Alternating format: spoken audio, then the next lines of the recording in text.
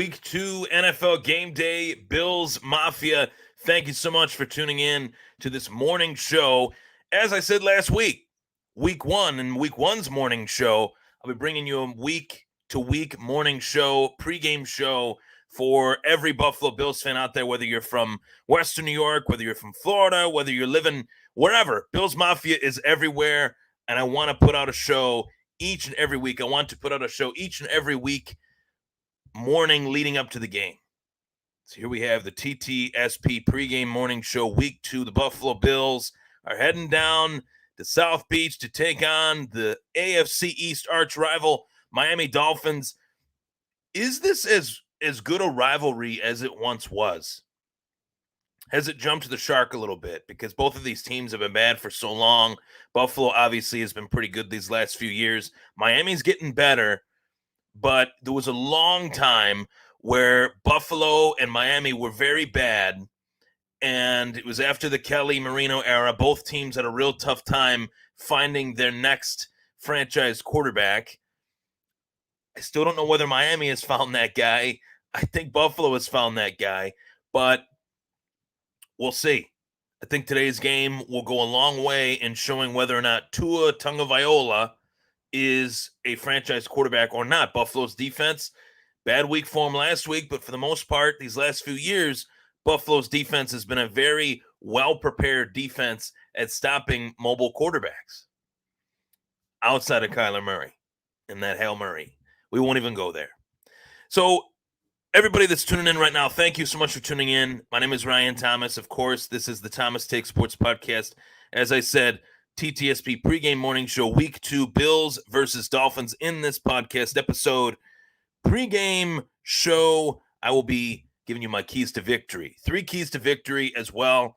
Talking about the Miami Dolphins a little bit because I think it's good to know the enemy, know the opponent, and for me to understand how good this team has gotten over the last couple years.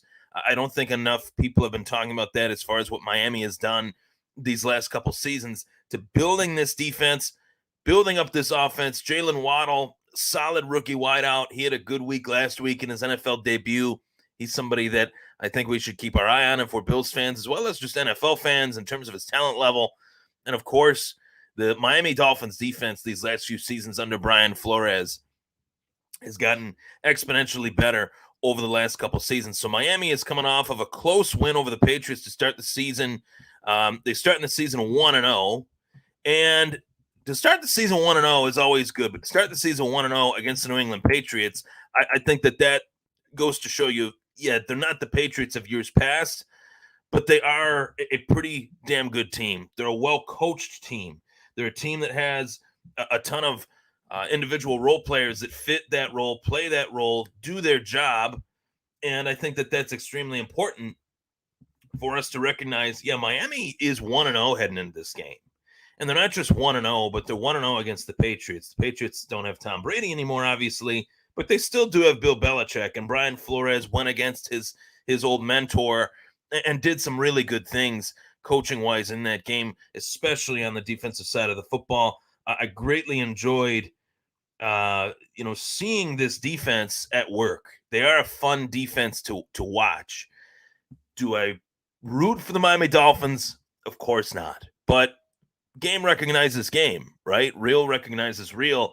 Brian Flores has done a hell of a job these last few years with this Dolphins team. And truthfully, I feel like if I were to say who is the biggest threat to the Buffalo Bills at repeating as AFC East division champs, I would say it was the Miami Dolphins. And a lot of people can say, well, the Patriots, as you just said, are coached by Bill Belichick. They got a great team as far as players that buy into the system and all that.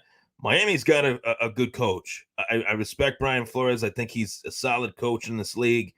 And I like how he has built this team up to what it is. Is it a finished product by any means? No. But is it better than what it was 3 years ago? By a country mile, it is better. So I'm looking forward to seeing how this game unfolds for obviously a wide variety of reasons. I love the game. I love the Bills. I think this Bills-Dolphins rivalry is getting back to what it once was. This Bills-Dolphins rivalry is a rivalry that is getting its juice again, getting its legs again. And I think that is in large part due to the fact that Josh Allen has become the quarterback that he has become, and the Dolphins have gotten much better over the last couple years. So Miami starting the season off with a solid close win over the New England Patriots, forcing a fumble late in that game. Damian Harris coughs up the football, and Miami's able to close it out and get that victory. Buffalo, on the other hand, is coming off of a mistake-filled loss versus the Steelers. You can hear me recap that game in my post-game show from last week, and I'll have a post-game show tonight for you guys to tune into as well.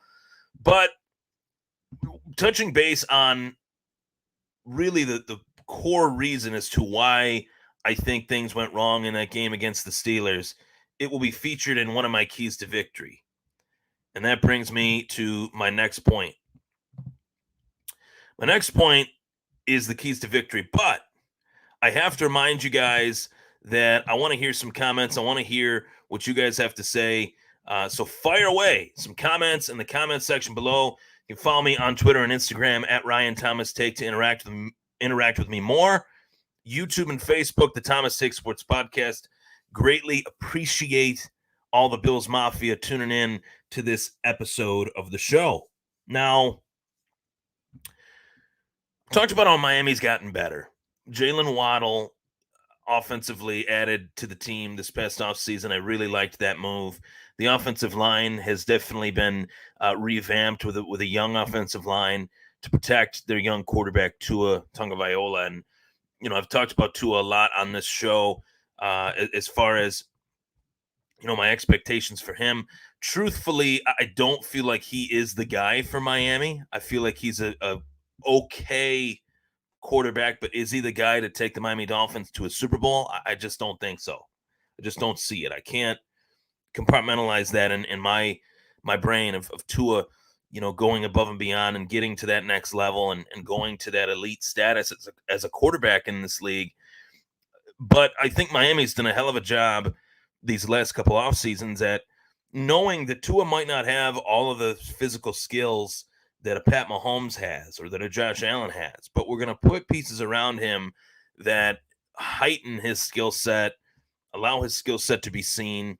And I think that those are facets of this offense that Buffalo has to stop in this game. And if they stop them in this game in those facets, especially in the run department and neutralizing a running back that I think is one of the more underrated running backs in the league in Myles Gaskin.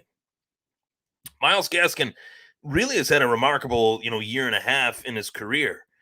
People don't really want to give him the credit because Miami hasn't always had great running backs outside of Ricky Williams, and that was only for a short, time span. They've bounced around a ton of running backs. I can't name one running back that the Miami Dolphins had that was any good during the whole course of Dan Marino's Hall of Fame career. I'm sure you guys can, some of the older people in the audience, but at the same time, were they great running backs? Were they even good running backs during the course of, Dan Marino's career in Miami? I never really hear about it. I only hear about Dan Marino, Mark Duper, and Marino just chucking the ball around anytime he wanted to. Now, I think Miami is a much different team in terms of how they're built, especially in this day and age of the National Football League. This day and age in the league, it's a passing league, of course.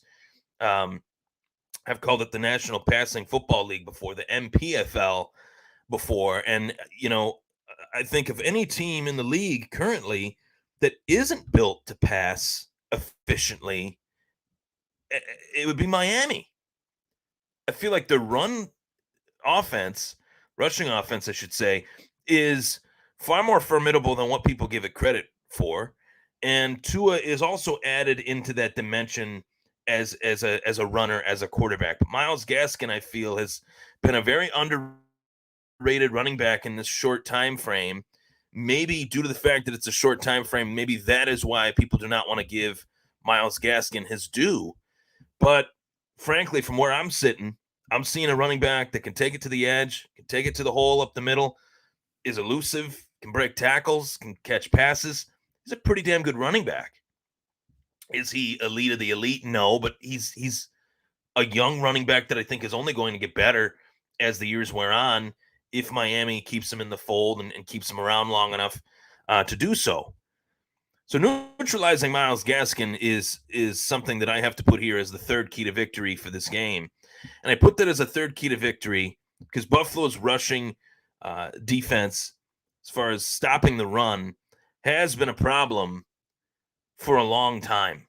And it goes back to even prior to Sean McDermott, post the cold front with Mario Williams, Kyle Williams, Marcel Darius, and Jerry Hughes, who is obviously still on the squad.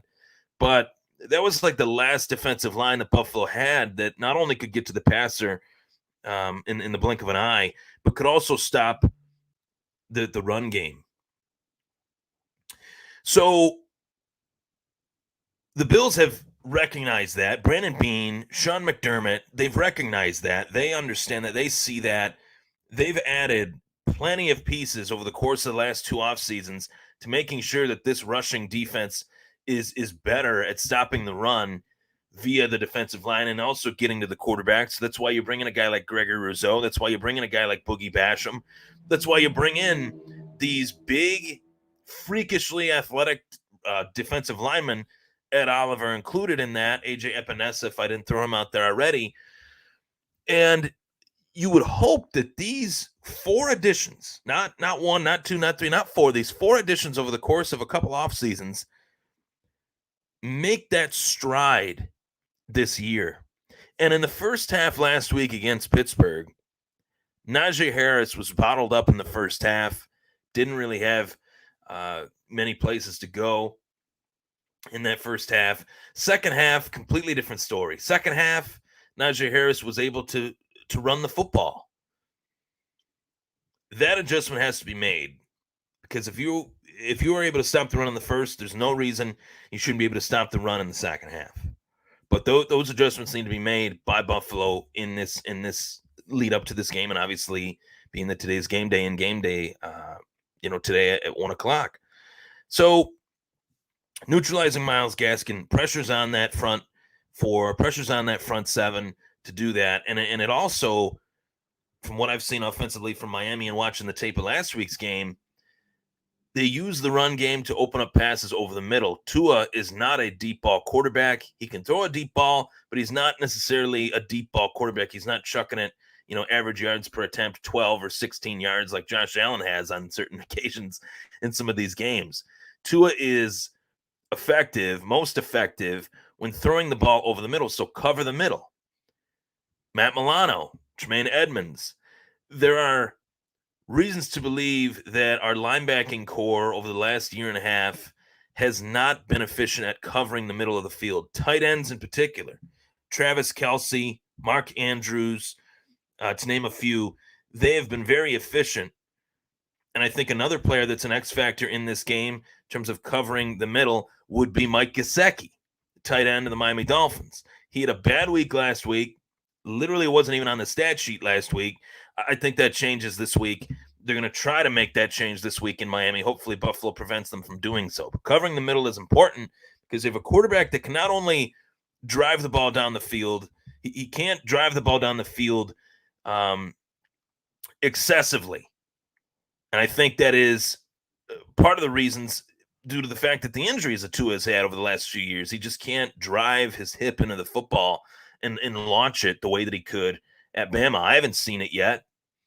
And I've watched quite a few Miami games over the course of, the NFL Red Zone, Sunday Ticket, you name it. I just don't see that physical skill set anymore that he had at Bama, which is largely why I've doubted, his transition into the NFL, as have many others. But he can still throw the ball over the middle of the field, 5 yards, 10 yards per pass attempt, 15 yards per pass attempt, that 5 to 15-yard range, that's an important range for Tua. That's an important range for the Miami Dolphins offense. It's an important range for the Buffalo Bills defense to prevent Tua from launching those type of passes and dinking and dunking his way down the field. So covering the middle for me is a huge factor in this game. And if Buffalo can't do that, if these linebackers have a tough day at the office covering the intended receivers, whether it's the tight ends or receivers, this could be a long game for Buffalo. This could be a shootout type game that most people are not predicting. Okay, so we'll get to the comments here.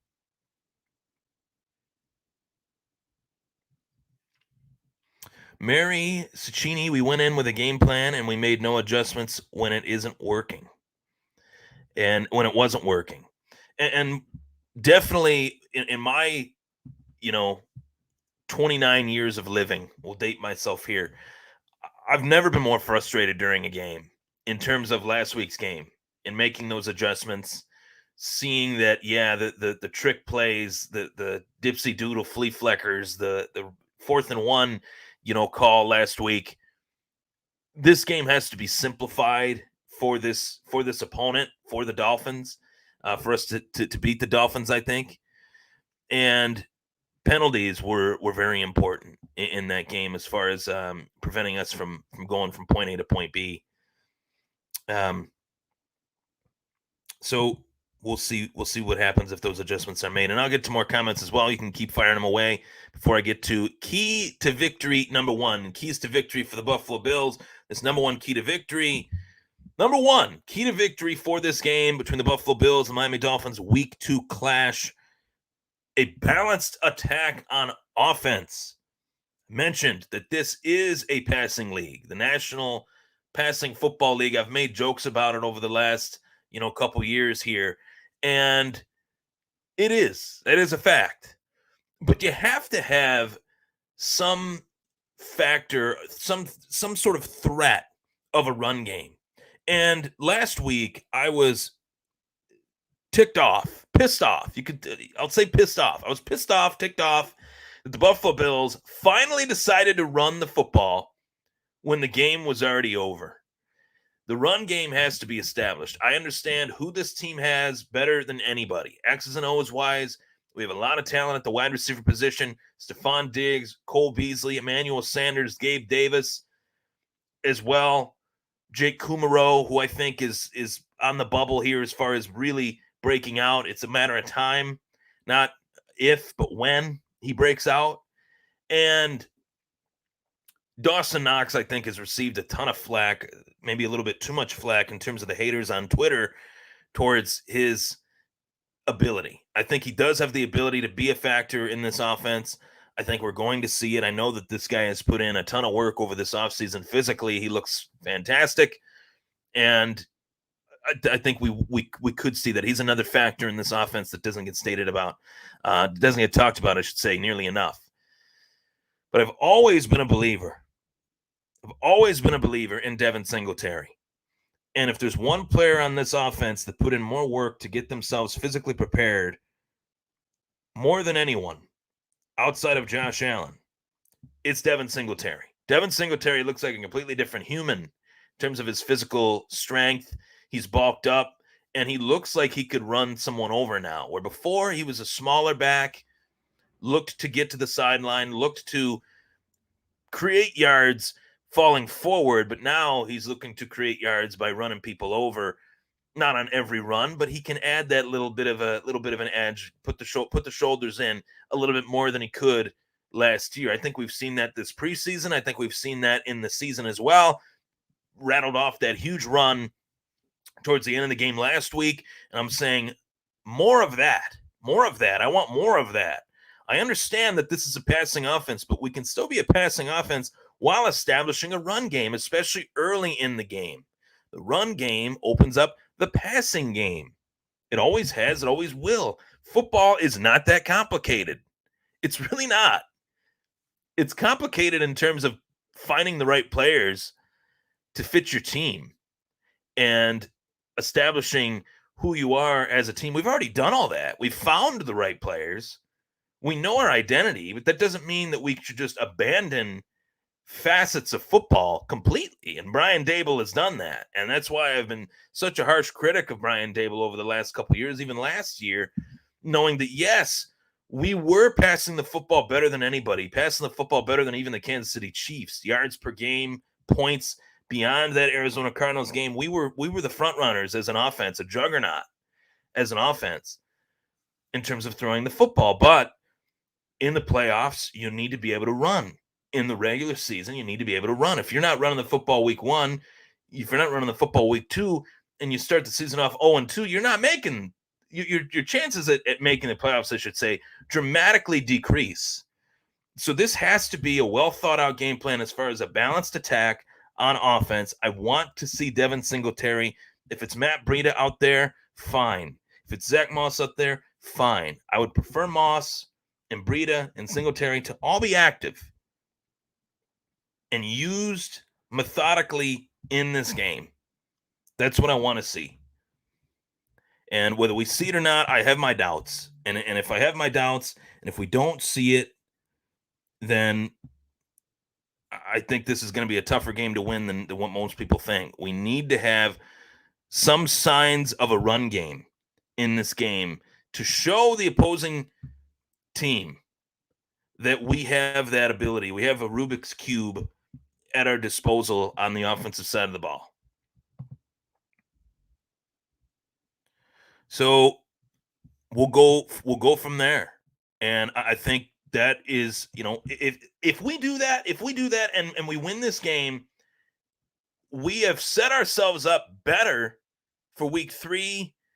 And if we continue, it's a, there's quarters to this season, of course. It's a 17-game season now, so it's not an even amount of weeks, it's an odd amount of weeks, 17 weeks.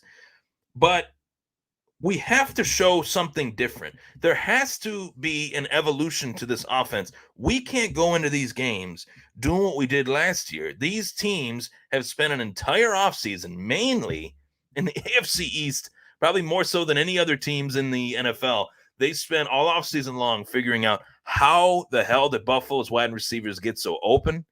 How did Josh Allen have so much time? And how do we stop that? Because we know they're not going to run the football. They ran the football as little as anyone. They threw the football almost as much as anyone. That has to be 75-25. It can't be 80-20. It can't be 90-10. It has to be at least 75-25. And you can do that. You could do it 60-40, 70-30 with Devin Singletary and Zach Moss and Matt Breida. I think they're 3 capable running backs. This goes back to the offseason discussion of, hey, yeah, the Bills need to draft Najee Harris. No, they don't. No, they don't. They don't run the football enough to draft a running back in the first round, first off. And second, they have 3 running backs that can play the game. That's how I look at it. So we got a lot of comments here, and I really appreciate it. Mary is saying, have faith in your team or get off the bandwagon. Oh, I got faith in the team. I don't know if she's responding to another comment. I got faith. I'm just saying the keys to victory. That's all. I got faith. I think Buffalo win this game. That's the last point I will make in the score prediction. But I got to get to your comments first. Cycling through all these. So Tim Giles, longtime listener, viewer of the show, he says, in my opinion, a large part of the reason Buffalo took a loss week 1 versus Pittsburgh is poor offensive play calling as well as the amount of penalties. Amen to that, brother. Amen to that. Poor play calling, the amount of penalties, and I would say, honestly, I would say, you want to hear my one worry about this team? Legitimately, this offensive line looked horrible last week. I watched the game yesterday, DVR'd it, watched it again, and the offensive line looked awful for the Buffalo Bills last week. And Deion Dawkins, I was talking about the offensive line, or I was talking about 2 players that had a bad game last week, Levi Wallace and Deion Dawkins in a Facebook status. And one of my viewers and listeners, talked to me about how Deion Dawkins had COVID. And I knew Deion Dawkins had COVID, but I didn't hear that Deion Dawkins had COVID in August. It's September 19th. If he had COVID in August, that's, August when? Late August? Early August? Either way, he had COVID in August, and he's out there as the starting left tackle for the Buffalo Bills. And I know one thing is for sure. Of all the science, I'm not going to get into that. I'm not a scientist, but I know one thing is for sure. anyone that I know that has had COVID over the last year and a half, if they are overweight, it's more of a problem. It affects the body differently for someone that's overweight, for in the worst of ways. And Dion talked about how it was such a tough um, diagnosis to get through. And I know that it definitely had to have sapped his strength. It definitely it might have had an impact on his weight as far as losing weight and not being able to retain water, not being able to retain food or whatever. It had to have had an effect on that as far as his strength and his physicality as an NFL player. And I think it's important to be a little bit worried about that. If Dion looks like he did last week, we have some problems in terms of just not the penalties, but Dion moving forward. I love Dion Dawkins, and I'm saying it. He's not a bad player. He's a great player, solid left tackle. But I'm worried that his COVID diagnosis in August has put him far behind physically to play left tackle. I think that's a fair, assessment. So I hope we see that change this upcoming game, today.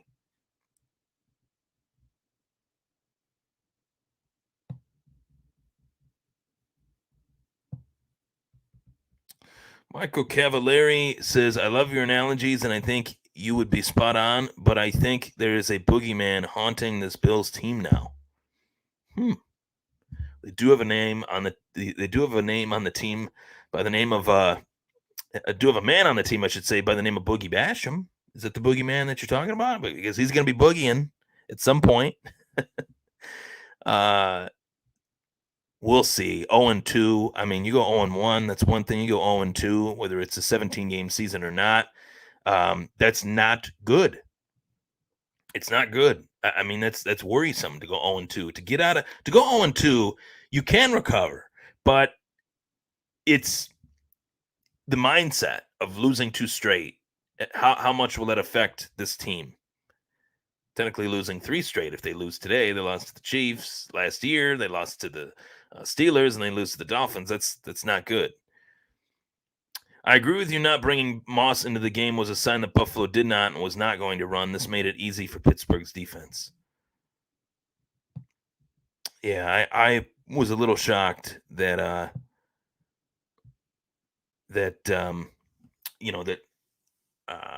Buffalo didn't list Moss as active. That did shock me. I think it shocked a lot of people, including Zach Moss, who also was dealt a real bad hand his rookie year as far as injuries, and I don't think that gets talked about enough as far as why Buffalo wasn't able to really run the ball as well last year. It's due in large part to the fact that Moss was banged up, Singletary was banged up too. But even so, when they were healthy, they didn't run the football enough, and now Zach Moss was inactive last week. I don't know what they're doing with the run game. It seems like they have no desire to establish any of it. So, moving on to another comment. Sup, bro? Bills Mafia, Squish the Fish, RD706 on YouTube. Thanks for tuning in, buddy. Always appreciate the support from you. What's up is that I'm getting ready for this game. I'm pumped for this game. I'm enjoying this pregame show, as always. I'll be getting a guests, I should say, plural, as the weeks wear on here. I just haven't had the time to get the schedule right, to link up with some people.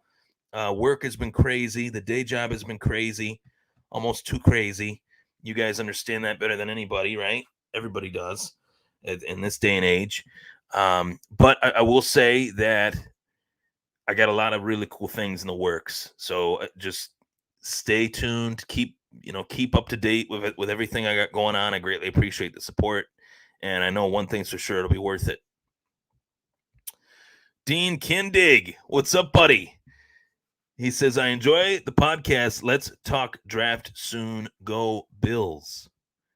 Let's talk draft soon. We could recap the NFL draft, recap the season. We could recap anything you want, Dean. You're always welcome to the show.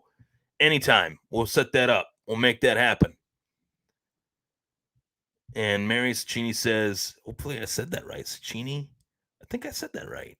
I'm pretty good pronouncing last names. That's another one of my many talents. Who do you think will be inactive for today? I hope Zach Moss isn't inactive. That's really how I can answer. I hope Zach Moss is out there.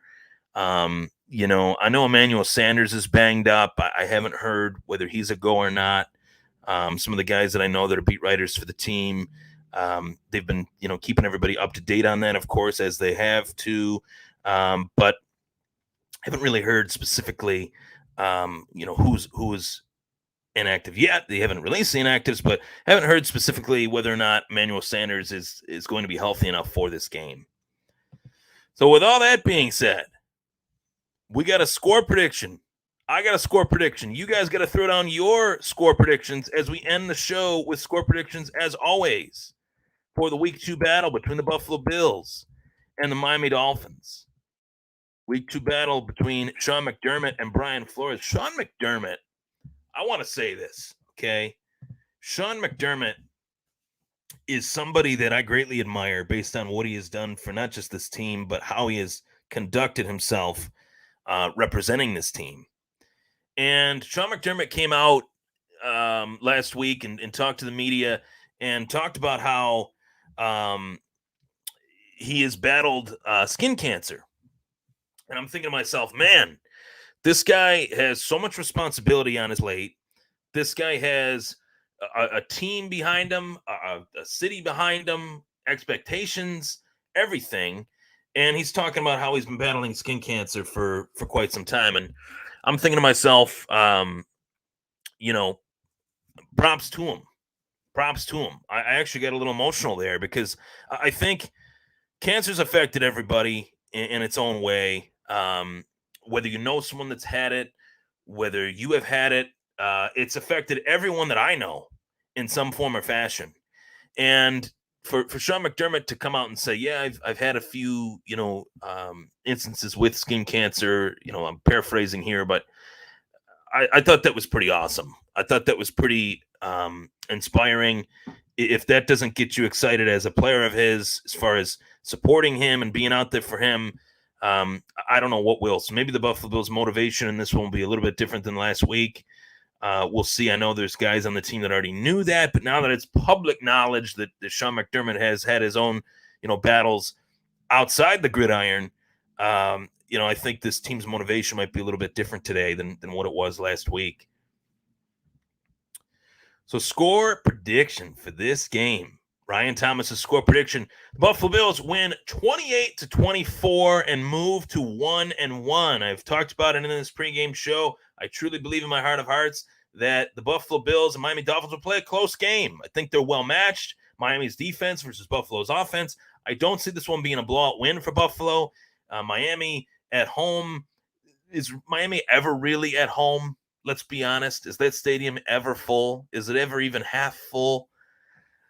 Man, that's something that I've never been able to understand, that the Miami's fans just barely show their support for the team. I've never understood that. If I was living in Florida, and obviously I wasn't born and raised here, if I was born and raised in Florida, had a family in Florida, everything, aunts and uncles fans of the Dolphins rather than the Bills, say they flipped the script a little bit, I would try to go to the games far more often because of the weather, and yet you have less participation from fans in Miami.